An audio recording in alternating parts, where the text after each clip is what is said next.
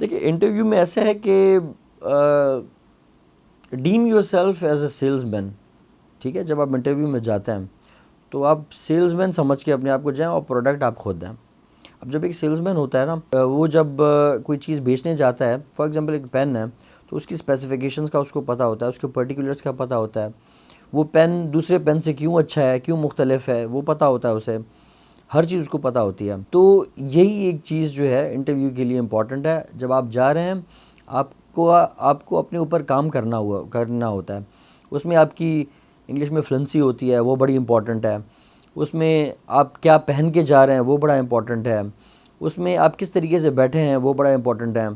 اب پی C S میں جو پینل ہے، انٹرویو کا پینل جو ہے، وہ آپ کو بہت زیادہ پریشرائز کرتا ہے. آپ کے کویشچنز کے اوپر کویشچن کی بمبارڈمنٹ ہوتی ہے، تو اس میں آپ کس طریقے سے پریشر ہینڈل کرتے ہیں تو وہ بڑا امپورٹنٹ ہے. آپ کا کیا جیسچر ہوتے ہیں آپ کو بریک کرنا چاہتے ہیں. انٹرویو میں ہمیشہ ایسے ہوتا ہے کہ اگلے بندے کو بریک کرنے کی کوشش کی جاتی ہے تاکہ وہ اس کے ذہن سے ہر چیز نکل جائے اور وہ پریشان ہو جائے. پریشان نہیں ہونا ہوتا.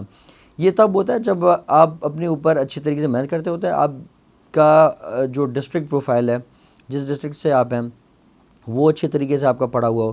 آپ کے جو آپشنل سبجیکٹس ہوں وہ اچھے طریقے سے پڑھے ہوئے ہوں. آپ کے کرنٹ افیئرس بہت اچھے ہوں.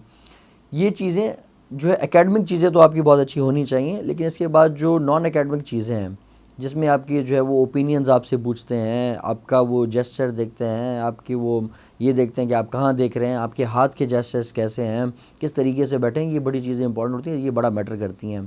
تو ایسپرنٹس مجھ سے پوچھتے رہتے ہیں. ابھی بھی ریسنٹلی جتنے انٹرویوز میں نے کنڈکٹ کیے تھے CCE 2021 کے، تو ان کو بھی اسی بات کے اوپر ہی میں نے جو ہے وہ ایمفسائز کیا تھا کہ آپ نے انٹرویو میں اپنا سارا جو ہے وہ فوکس جو کرنا ہے وہ آپ نے اپنے ڈیمینر پر، بیہیویئر پہ کرنا ہے.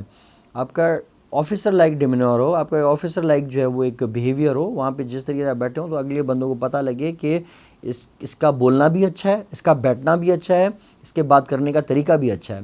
کیونکہ آپ جب ریٹن ایگزامز کوالیفائی کرتے ہیں تو وہاں پہ جو ہے ہو جاتا ہے کہ آپ اتنے کمپٹنٹ ہیں کہ آپ کو مطلب اتنی نالج تو ہوگی کہ آپ ریٹن جو ہے وہ کوالیفائی کر کے آئیں.